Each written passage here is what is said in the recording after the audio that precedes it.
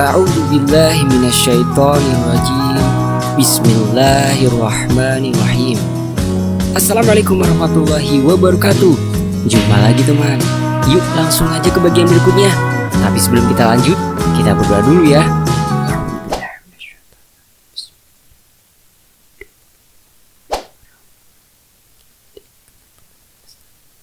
Allahumma sholli ala sayyidina Muhammad. Amin. Oke, kita lanjut.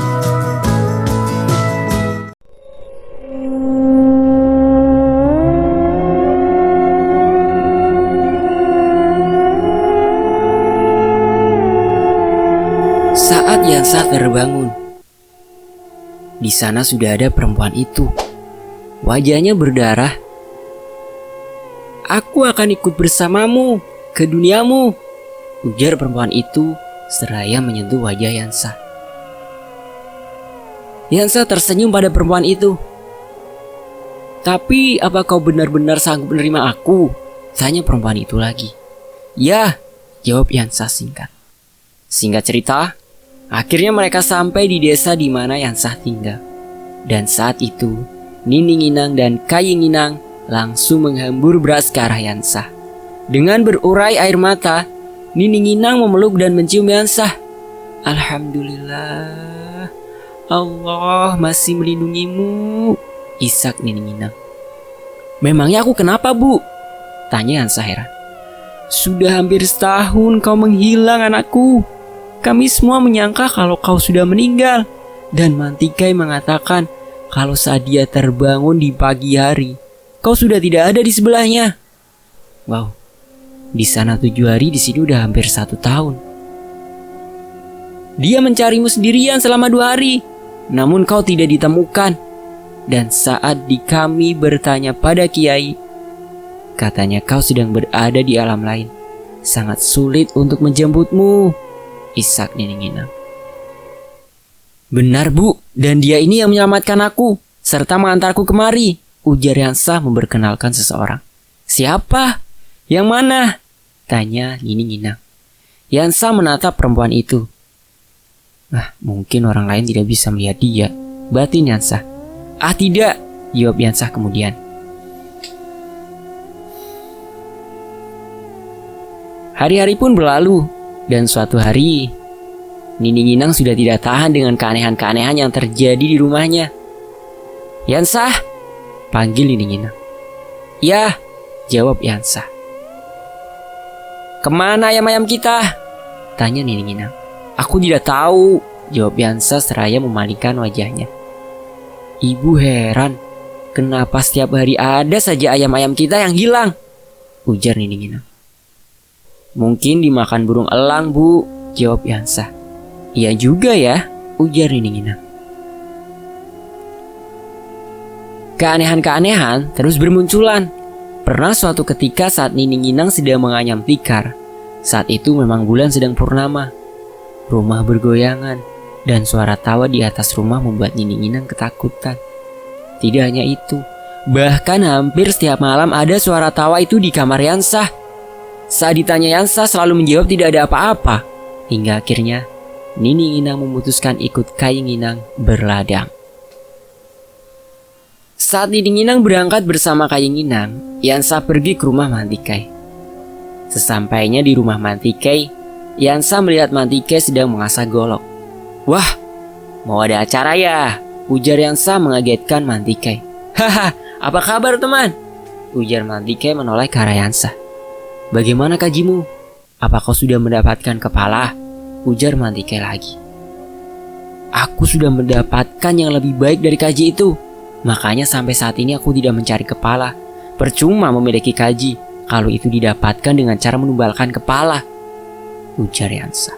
Bodoh, kalau begitu percuma saja kau berlampa di sana, ujar Mantikai kesal. Yansa hanya tersenyum.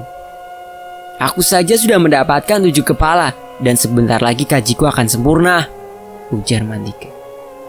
Yansa tersenyum kecup. Oboy mana? Kau tidak kelihatan ya? Tanya Yansa pada Mantikai yang rumahnya bersebelahan dengan rumah Oboy. Mantikai duduk di sebelah Yansa lalu memandang ke arah depan. Oboy, sudah lama tidak pulang. Menurut Basie Oboy, sudah dijadikan tumbal agar kita bisa mencapai tahap akhir perjalanan. Ujar Mantikai sedih. Apa kau serius? Tanya Yansa. Iya. Dan sarung yang kau lihat dulu itu tepat disitulah Oboy dijadikan makanan untuk pesta bangsa gaib. Ujar Mantikai. Kita pergi ke sana dengan jumlah ganjil. Itulah sebabnya Oboy dijadikan tumbal. Dan di antara kita cuma dia yang sesumbar. Ujar Mantikai lagi. Yansa menarik nafas panjang lalu berdiri. Aku tidak menyangka Oboy sudah meninggal, ucap Yansa. Yah, aku juga tidak menyangka, jawab Mantikai. Tikai, aku mau pamit dulu ya, ujar Yansa. Mantikai mengangguk. Hati-hati, ujar Mantikai. Iya, jawab Yansa tersenyum.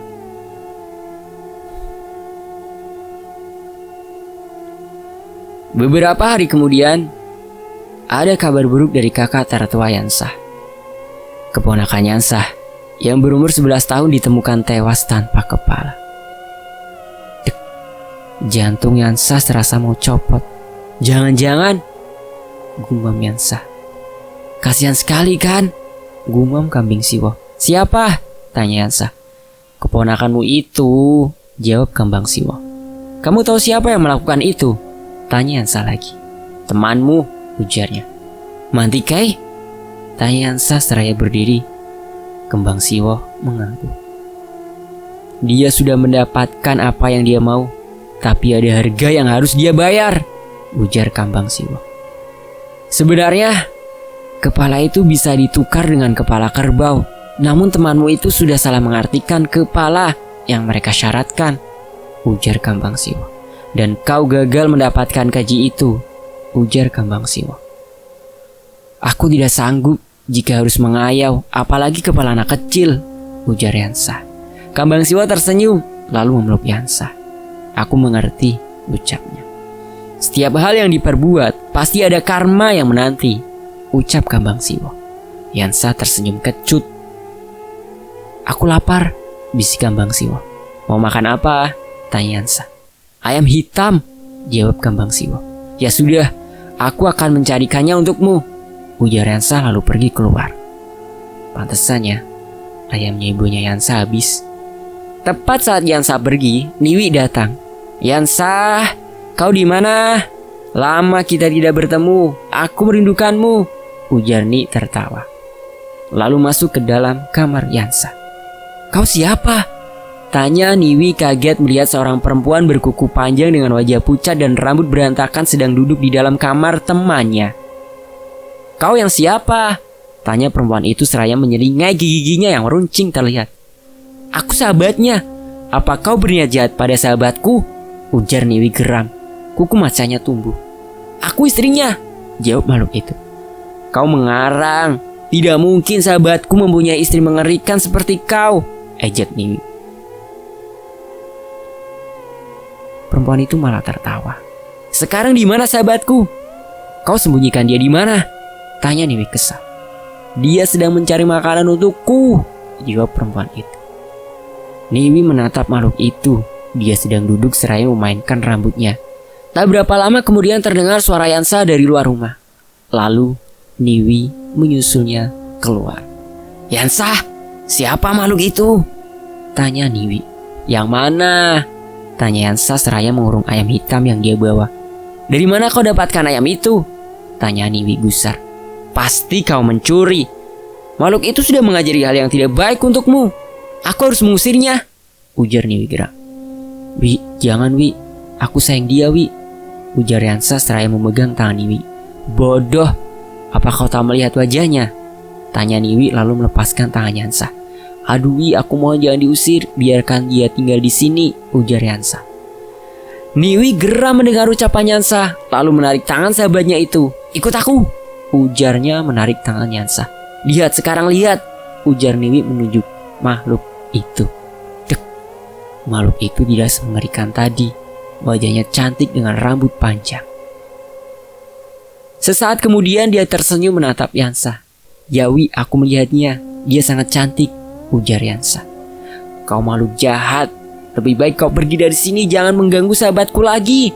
Kau sudah mengajarkan hal buruk padanya, bentak Niwi. Makhluk itu tersenyum, lalu mendekati Niwi. Kalau kau tidak menyukaiku, lebih baik kau tinggalkan tempat ini, bisiknya seraya menyentuh wajah Niwi.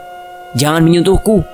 Makhluk pengganggu seperti kau ini hendaknya sadar kalau duniamu bukan di sini, ujar Niwi menepis tangan perempuan itu. Duniaku bukan di sini itu memang benar, lalu duniamu sendiri, ujar makhluk itu. Sudahlah Wi, jangan bertengkar. Kau memang sahabatku, tapi dia ini kekasihku. Tolonglah jangan memarahinya. Anggaplah dia juga sahabatmu, ucap Yansa pelan. Aku tidak akan ikut campur dengan masalah percintaanmu, tapi kalau kekasihmu itu manusia, bukan kamben mana seperti dia ini, ujar Niwi marah. Baiklah, terserah kau saja. Kita lihat saja sampai kapan kau akan tahan hidup dengan makhluk ini, ujar Niwi meninggalkan Yansa. Jangan begitu Wi, ujar Yansa. Begitu apanya? Tanya Niwi. Marah, ucap Yansa.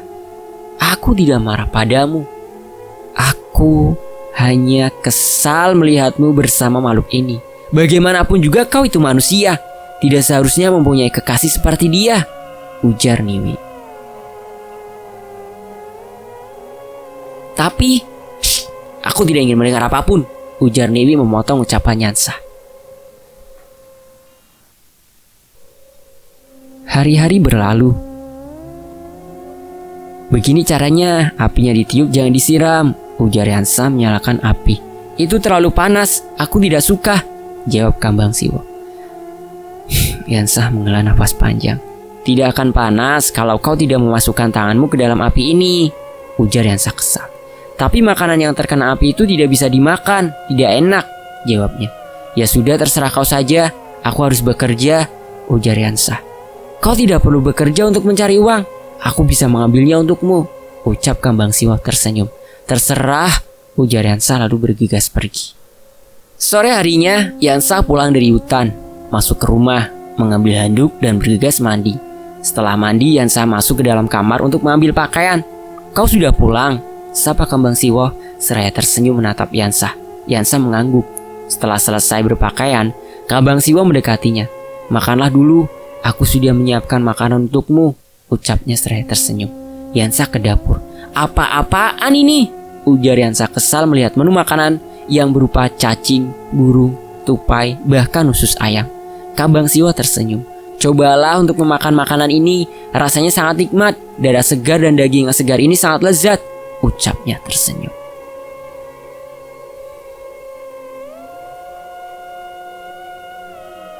Sekarang aku tidak nafsu makan setelah kelakuanmu seperti ini, menaruh yang kotor di dalam piring, ujar Yansa meninggalkan Kambang Siwo. Aku akan membersihkannya untukmu, tolong maafkan aku, ujarnya.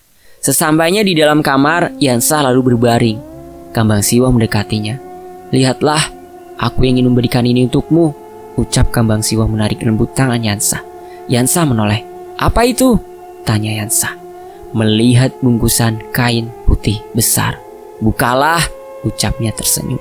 Lalu Yansa dengan ragu membuka bungkusan kain itu. Ini, ujar Yansa terbata-bata melihat uang yang sangat banyak.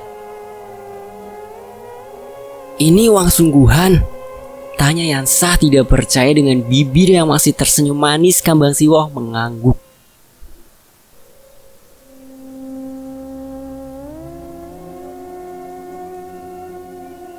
Dari mana kau dapatkan uang sebanyak ini hanya dalam waktu yang singkat? Tanya Yansa lagi. Pertanyaanmu lucu. Aku mengambilnya dari beberapa orang bandar judi, ucap Kambang Siwo cekikikan. Kalau kau mau, aku akan mencarinya lagi untukmu, ucapnya tersenyum manis. Yansa tersenyum dan mulai berpikir dengan uang sebanyak ini, dia akan mendapatkan apa yang dia mau selama ini. Kau tidak keberatan bila harus mencari uang seperti ini untukku? Tanya Yansa. Kambang Siwo menggeleng dengan bibir yang masih tersenyum. Hanya saja, aku minta padamu, jangan pernah mengkhianatiku. Dan kalau kau bisa, jauhi macan putih itu, ujar Kambang Siwo lembut. Tapi, dia adalah sahabatku, Aku sudah berutang nyawa padanya. Aku tidak bisa memutuskan persahabatan dengannya. Jawab Yansa cepat. Aku tidak memaksa. Cuma yang perlu kau ingat, jangan pernah mengkhianati aku. Sekali saja kau mengkhianati, aku tidak akan segan-segan membunuhmu. Ujar Kambang Siwa seraya memalingkan wajahnya ke arah lain. Kalaupun aku berkhianat, kau pasti tahu. Lagi pula, semua wanita di sini tidak seistimewa dirimu. Kau satu-satunya makhluk yang membuatku jatuh hati, ujar Yansa. Kambang Siwa menoleh ke arah Yansa dengan senyum yang sangat manis. Aku ingin menanyakan sesuatu padamu, ujar Yansa. Apa itu? Tanyanya. Kenapa saat aku membentakmu, kau tidak pernah melawan atau marah? Kau seakan-akan makhluk yang tidak bisa marah. Sebenarnya kenapa? Tanya Yansa. Saat kau marah padaku, aku sadar bahwa kelakuanku membuatmu marah. Makanya aku tidak ingin melawan ataupun membalas kemarahanmu, ujarnya. Yansa tersenyum, lalu membelai rambut perempuan itu. Makanya nanti jangan menaruh binatang-binatang itu di piring, ujar Yansa tertawa. Kau tahu kan, aku itu manusia, tidak bisa memakan makanan seperti itu, ujar Yansa. Kambang Siwa menatap Yansa, lalu memeluknya. Ya, aku tidak akan menyajikan makanan seperti itu lagi untukmu, ucapnya. Sudahlah, jangan dipikirkan, ujar Yansa. Malam ini, aku ingin jalan-jalan, ujar Kambang Siwa. Ya, apa perlu aku temani? Tanya Yansa. Kambang Siwa menggeleng. Tidak usah, kau di sini saja, ujarnya. Aku akan pergi setelah kau sudah tidur, ujarnya lagi seraya membelai wajah Yansa yang sedang tiduran di pangkuannya. Kambang Siwa selalu menyanyikan lagu untuk menidurkan Yansa. Sebenarnya Yansa merinding mendengar nyanyiannya itu. Namun bila dinyanyikan seorang wanita secantik Siwa, dia tak mempermasalahkannya. Pagi harinya, kau sudah bangun? Ucap Kambang Siwa tersenyum. Yansa mengangguk. Tadi malam, kau pulang jam berapa? Tanya Yansa. Entahlah, aku tidak tahu, jawab Kambang Siwa. Apa jangan kau mencari kekasih baru bersama keluargamu? Tanya Yansa curiga. Aku tidak seperti itu, kau jangan khawatir. Aku sayang padamu, tidak mungkin aku seperti itu, ucapnya. Semoga saja, jawab Yansa seraya berdiri. Kita nanti ke muara ya, beli senapan, buat berburu, ujar Yansa. Kambang Siwa tersenyum, lalu mengangguk. Singkat cerita, setelah menempuh perjalanan panjang, mereka sampai di pasar. Yansa membeli macam-macam perlengkapan berburu dan beberapa pakaian. Dan tiba-tiba mereka bertemu dengan seorang perempuan yang pernah Yansa tolong dulu. Perempuan itu memeluk Yansa. Namun sesaat kemudian perempuan itu berteriak-teriak ketakutan dan berlari. Yansa menghela nafas berat, lalu berjalan menjauhi pasar. Kau tidak usah menakuti orang. Aku tidak mungkin berkhianat, ujar Yansa. Aku tidak suka, jawab Kambang Siwa. Baiklah, sekarang kita pulang saja, ujar Yansa mengalah. Sesampainya di rumah, Yansa berpamitan untuk berburu. Aku berangkat berburu dulu. Aku ingin mencarikanmu makanan, ucap Yansa. Jangan lama-lama, jawab Kambang Siwa yang masih terdengar dingin. Tidak, aku tidak akan lama, ujar Yansa. Berhari-hari berlalu, Yansa semakin tertekan dengan kecemburuan makhluk itu. Hampir semua orang yang bertegur sapa dengannya berlari ketakutan. Namun uang yang melimpah selalu ada di saat Yansa bangun di pagi hari. Akhirnya, Yansa memanggil Niwi, meminta pendapat sahabatnya itu. Yansa akhirnya pergi ke hutan lagi, seraya membawa manyat. Setelah sampai di hutan, Yansa bergegas membakar manyat itu. Beberapa saat kemudian, ada yang menyentuh pundaknya. "Ada apa?" tanya suara itu. Yansa pun menceritakan semuanya pada Niwi. Kalau aku mau, aku pun bisa mengambil uang yang banyak. Tapi itu tidak kulakukan, karena mencuri bukanlah perbuatan yang benar. Walaupun yang dicuri itu adalah uang bandar judi. Kalau kau ingin kaya raya, kau harus bekerja. Tidak dengan cara instan seperti itu. Kekayaan yang didapat dengan hasil keringat sendiri, itu lebih membahagiakanmu. Kau akan bisa menghargai setiap uang yang kau dapat. Kau akan tahu betapa berharganya setetes keringat yang kau keluarkan untuk beberapa lembar uang, ujar Niwi. Selama ini, aku tidak pernah mengajarkan kau menjadi pejudi, peminum tua, atau bahkan mencuri ayam-ayam milik orang. Kau tahu, aku tidak pernah memberikan sepeser pun harta, uang untukmu. Aku bahkan lebih senang kalau membantumu dengan cara membawakan kayu untukmu, dan selebihnya kau yang mengerjakannya. Aku seperti itu bukan karena aku tidak peduli padamu. Aku begitu karena aku sayang padamu, dan aku tidak ingin memanjakanmu dengan memberikan uang atau apapun. Aku ingin kau menjadi orang yang berguna, dan bukan seperti ini. Aku sungguh kecewa kepadamu, ujar Niwi. Aku menyesal, Wi. Aku ingin mengembalikan dia ke tempat asalnya, ujar Yansa menunduk. Pikirkanlah sendiri caranya. Sudah dari dulu aku katakan makhluk jahat itu tidak seharusnya ada di sini, ucap Niwi. Aku tidak tahu caranya. Bahkan sekarang, dia selalu menakuti orang-orang yang akrab denganku. Aku bingung, ujar Yansa.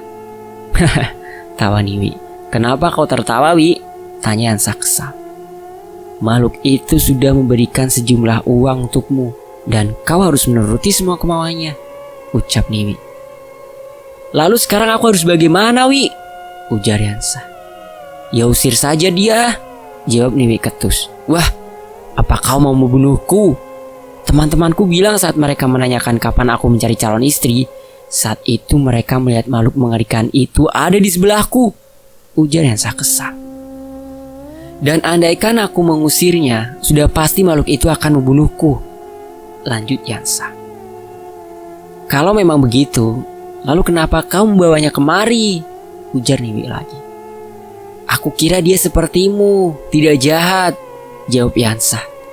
Kau bohong. Bukankah kau sudah pernah kukatakan bahwa bangsa jin juga sangat banyak yang jahat, jahil, nakal, dan baik, ujar Niwi. Ya, aku jujur bahwa saat itu yang terpikir olehku adalah mendapatkan istri yang cantik dan uang yang berlimpah, ujar Yansa menunduk. Tapi dia memang cantik, hanya saja tak banyak orang yang bisa melihatnya, lanjut Yansa. Hahaha, Niwi tertawa. Kau terus tertawa, Wi, membuatku kesal, ujar Yansa memalingkan wajah. Sepertinya makhluk itu menyusulmu kemari, ujar Niwi. Kira-kira makhluk itu menyusul karena apa ya? Cari tahu di bagian berikutnya. Tetap di Fakta Sejarah. Admin undur diri. Wassalamualaikum warahmatullahi wabarakatuh.